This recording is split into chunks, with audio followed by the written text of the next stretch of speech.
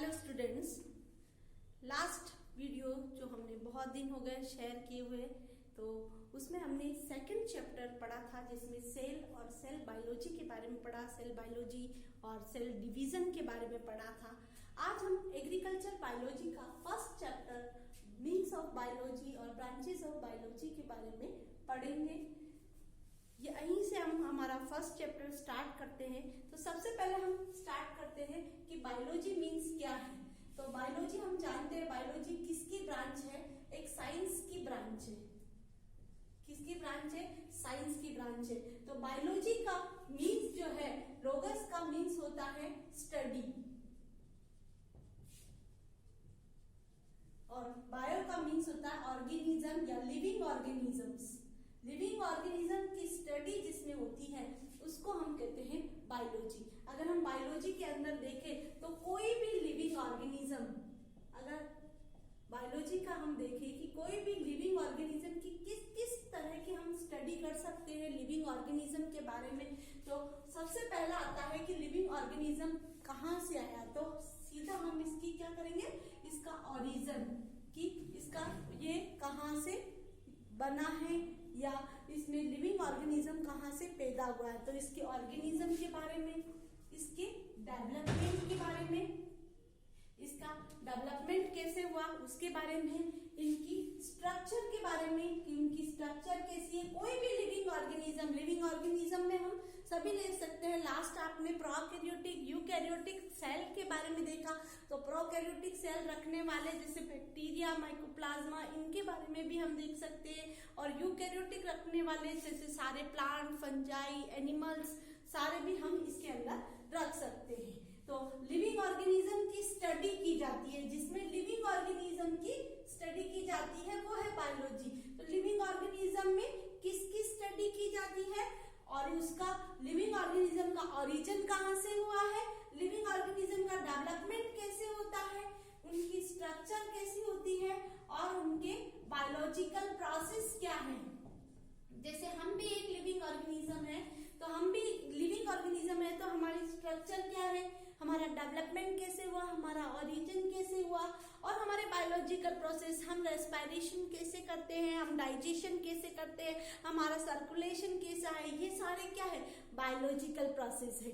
तो यहाँ हम बायोलॉजी की अगर हम डेफिनेशन पे इसको बांधे, biology is the branch of science where we studies about the living or origin of living organism, origin, development, structure and biological process of living organism।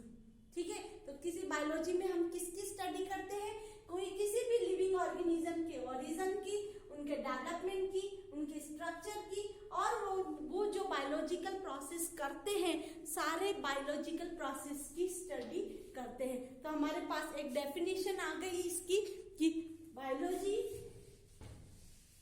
किसकी ब्रांच है। Biology is the branch of science where we study about the origin, development,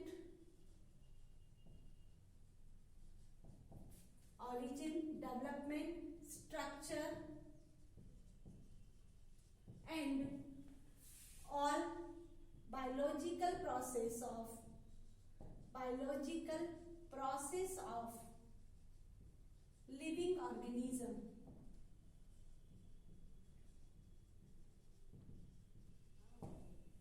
ठीक है, तो ये हो गई biology की। Biology किसकी ब्रांच है? साइंस की ब्रांच है, जिसमें हम स्टडी करते हैं किसके, लिविंग ऑर्गेनिज्म के ओरिजिन, उनका डेवलपमेंट, उनकी स्ट्रक्चर और उनके बायोलॉजिकल प्रोसेस में। ओरिजिन मतलब कहाँ से वो डेवलप, कहाँ से वो बने हैं, उनकी उत्पत्ति कहाँ से हुई है, उनके बारे में। डेवलपमेंट, अगर उनकी ओरिजिन हुआ है तो उनका डेवलपमेंट कैसे हुआ, किस तरह से। आज हम एक सिंपल सा एग्जांपल ले, अमीबा है।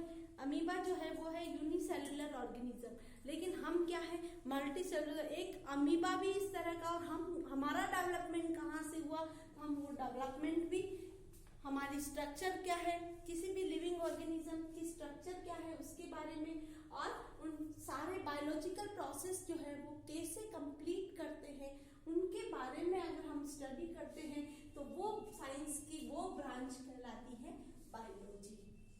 ठीक है, तो ये हुआ हमारा बायोलॉजी किस तरह की।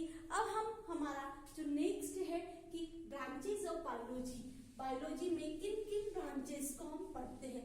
बायोलॉजी किसकी ब्रांच है, साइंस की ब्रांच है। और अब जो बायोलॉजी है उसकी ब्रांचेस क्या क्या है, तो branches of biology, branches of biology, इसमें सबसे पहले स्टडी करते हैं हम जूलॉजी, जहां हम एनिमल्स की स्टडी करते हैं। ठीक है, इस ब्रांच में किसकी स्टडी करते हैं, स्टडी ऑफ एनिमल्स, जहां एनिमल्स की स्टडी आती है हम उस ब्रांच को क्या कहते हैं, जूलॉजी। ठीक है, और इसी के साथ हम लिख देते हैं बॉटनी, जहां हम किसकी स्टडी और प्लांट्स, अगर हम प्लांट की स्टडी करते हैं उस ब्रांच को हम क्या कहते हैं, बॉटनी। एनिमल्स की स्टडी करते हैं हम उस ब्रांच को क्या कहते हैं, जूलॉजी। ठीक है, फिर आता है microbiology, microbiology study of micro organism, micro organism, micro organisms क्या होते हैं, micro organism virus, bacteria, mycoplasma, ये सारे क्या है, माइक्रो ऑर्गेनिजम्स है। ठीक है, तो इन माइक्रो ऑर्गेनिजम्स की स्टडी जिसमें की जाती है हम उसको कहते हैं माइक्रोबायोलॉजी। ठीक है, तो यहाँ हमारे पास तीन ब्रांच तो हमें आ गई कि जहाँ एनिमल की स्टडी होती है जूलॉजी, जहाँ जिस ब्रांच में एनिमल की स्टडी की जाती है, एनिमल का मतलब सारे एनिमल से है, जितने भी एनिमल हैं उन सब की स्टडी होती है जूलॉजी के अंदर। जितने भी प्लांट्स है उन सब की स्टडी होती है बॉटनी के अंदर। जितने भी माइक्रो ऑर्गेनिजम्स है जैसे वायरस है, बैक्टीरिया है, माइकोप्लाज्मा है, विरियॉन्स है, इन सब की स्टडी माइक्रोबायोलॉजी के अंदर हो जाती है। ठीक है, अब हम एक और टॉपिक लेते हैं कि अगर किसी भी की भी एक्सटर्नल, भले वो प्लांट हो, एनिमल हो या माइक्रो ऑर्गेनिजम्स हो, किसी की भी अगर एक्सटर्नल स्ट्रक्चर हमको स्टडी करनी है तो उस ब्रांच को हम कहते हैं morphology, morphology, morphology is that branch where we deal about the external structure of any organism, external structure of any organism, भले वो प्लांट हो, एनी का मतलब है प्लांट, एनिमल, माइक्रो ऑर्गेनिज्म कोई भी हो।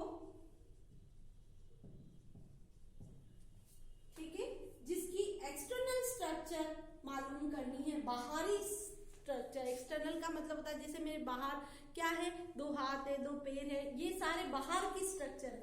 जो अगर एक्सटर्नल स्ट्रक्चर हमको स्टडी करनी है तो उस ब्रांच को हम क्या कहते हैं, मॉर्फोलॉजी। नेक्स्ट आती है एनाटॉमी।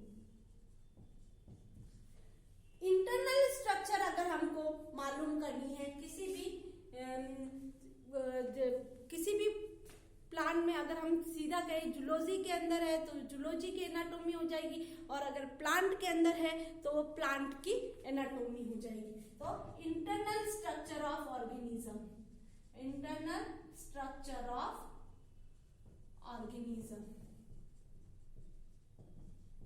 फॉर एग्जाम्पल, एक सीधा एग्जाम्पल लेते हैं एनाटॉमी में। प्लांट में देखें तो प्लांट में लीफ कैसी दिखती है, ये इस तरह की दिखती है, इस तरह की वेन्स होती है, ये इसकी एक्सटर्नल स्ट्रक्चर है। लेकिन इसके अंदर टिश्यू किस किस तरह के हैं, इसकी इंटरनल स्ट्रक्चर कैसी है, तो बाहर की तरफ इस तरह एपिडर्मिस है, फिर आते हैं इस तरह पेलिसेड टिश्यू है, उसके बाद इस तरह, तो इसका ये जो पूरा स्ट्रक्चर है ये इंटरनल, ये इसकी एनाटॉमी कहलाएगा, और ये एक्सटर्नल स्ट्रक्चर है ये इसकी मॉर्फोलॉजी कहलाएगी। किस तरह कॉम्बिनेशन है या किस तरह का इसका टिप है, किस तरह के इसके मार्जिन्स है, ये इसकी मॉर्फोलॉजी कहलाएगी।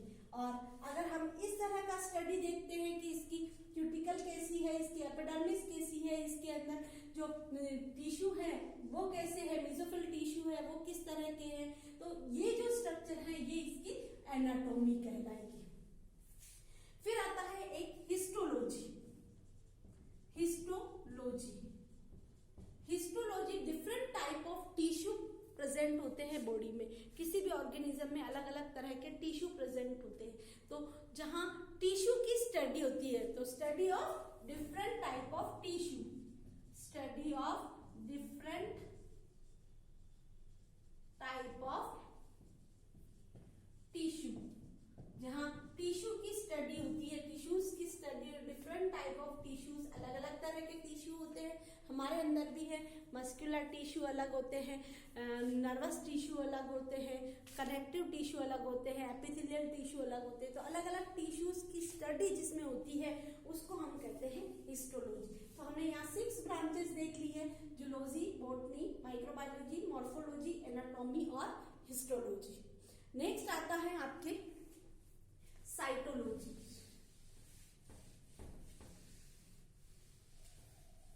साइटोलॉजी लास्ट आपने पढ़ा है इसको, सेल बायोलॉजी पढ़ी थी, जहां किसकी स्टडी होती है, सेल्स की स्टडी होती है ना, cell structure of sales,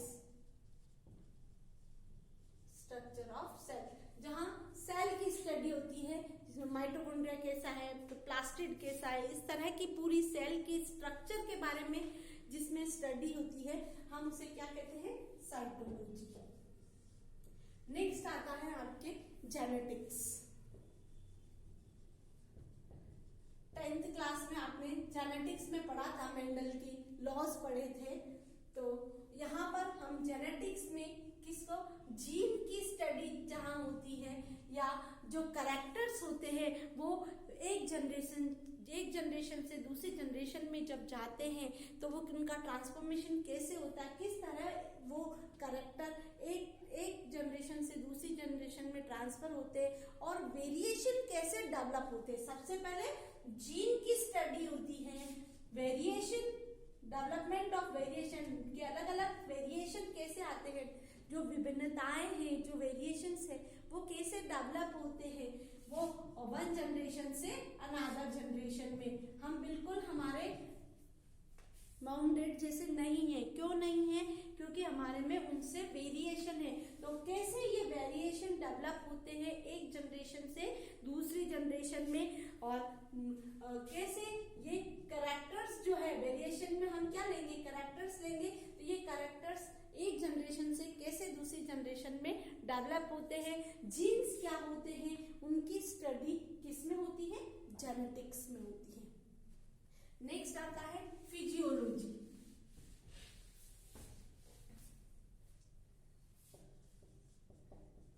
physiology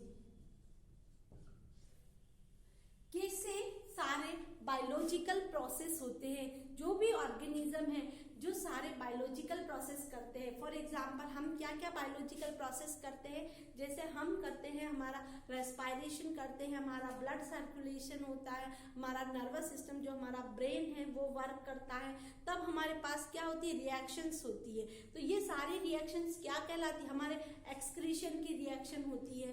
तो ये सारे प्रोसेस क्या कहलाते हैं, बायोलॉजिकल प्रोसेस कहलाते हैं। तो जो हमारी बॉडी में जो सारे प्रोसेस जो है, बायोलॉजिकल प्रोसेस जो चल रहे हैं, उनकी स्टडी किसमें होती है, फिजियोलॉजी के अंदर होती है। तो studies about all biological process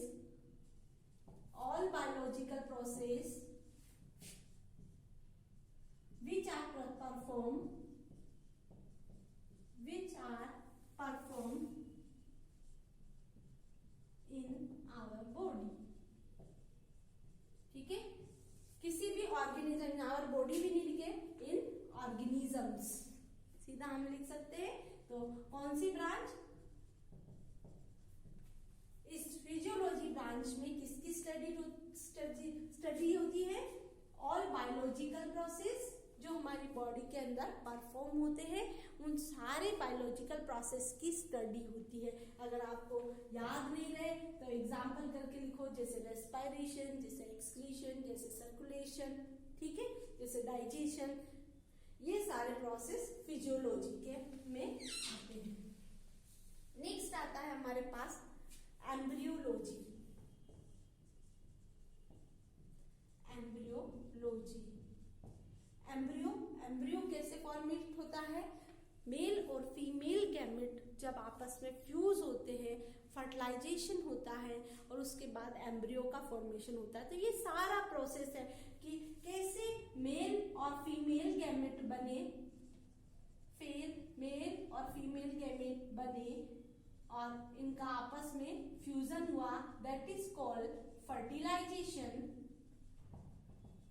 और फर्टिलाइजेशन के बाद एम्ब्रियो का डेवलपमेंट हुआ और एम्ब्रियो से फुल बॉडी का फॉर्मेशन हुआ। तो ये सारा प्रोसेस जो है ये किस में आता है? एम्ब्रियोलॉजी में। ठीक है, गैमेट फॉर्मेशन, फर्टिलाइजेशन और फर्टिलाइजेशन से डेवलपमेंट ऑफ एम्ब्रियो, ये सारी स्टडी कहाँ होती है? एम्ब्रियोलॉजी के अंदर होती है। तो embryology is the branch where we studies about the gamete formation, fertilisation and development of embryo. ठीक है, तो ये सारा किसमें स्टडी होती है? एम्ब्रियोलॉजी में, कि एम्ब्रियो का फॉर्मेशन कैसे होता है। We studies about gamete formation, male और फीमेल गैमेट कैसे बनते हैं, गैमेट फॉर्मेशन, और मेल और फीमेल गैमेट क्या होते हैं? आपस में फ्यूज होते हैं। तो उस प्रोसेस को हम क्या कहते हैं? फर्टिलाइजेशन एंड फर्टिलाइजेशन के बाद जो बनता है हम उसको क्या कहते हैं? Zygote formation. और जाइगोट से क्या बनता है? एम्ब्रियो का फॉर्मेशन होता है। तो हम सीधा लिखेंगे, जाइगोट से डेवलपमेंट ऑफ एम्ब्रियो,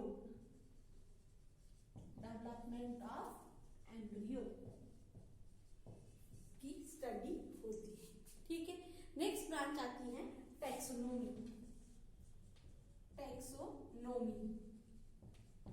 टैक्सोनॉमी की जब हम बात करते हैं तो हम अगर ये सोचे कि हमारे अंदर भी बहुत सारे ऑर्गेनिज्म हैं, जैसे अगर हम मेमल्स की बात करें तो कुत्ते बिल्ली भी उसी में आते हैं और ह्यूमन बीइंग्स भी उसी में आते हैं। लेकिन हमारे अंदर क्या है? कुछ सिमिलरिटीज है और कुछ डिससिमिलरिटीज है। ठीक है, अमीबा भी एक एनिमल है और हम भी एक एनिमल है, फिर भी हमारे में डिससिमिलरिटीज है या कुछ सिमिलरिटीज हो सकती है।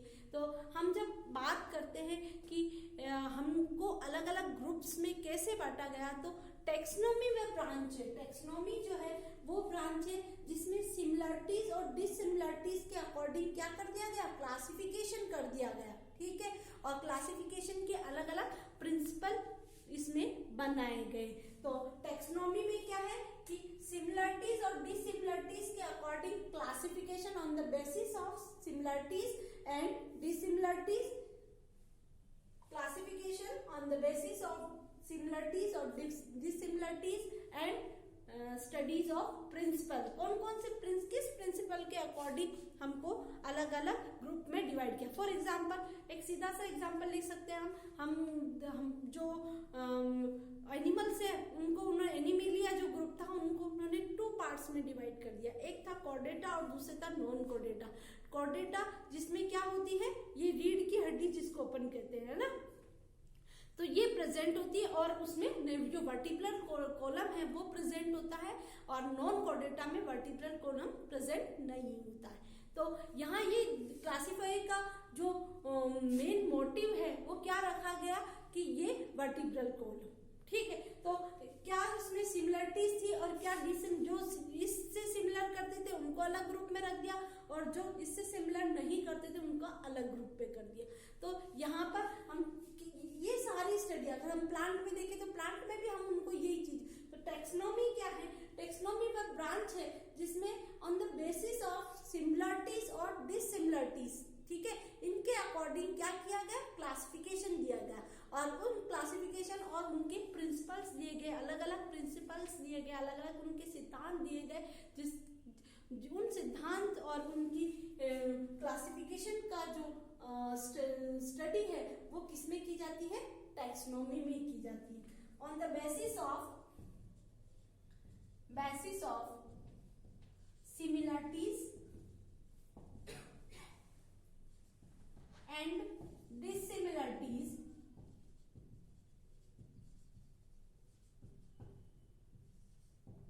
give the classification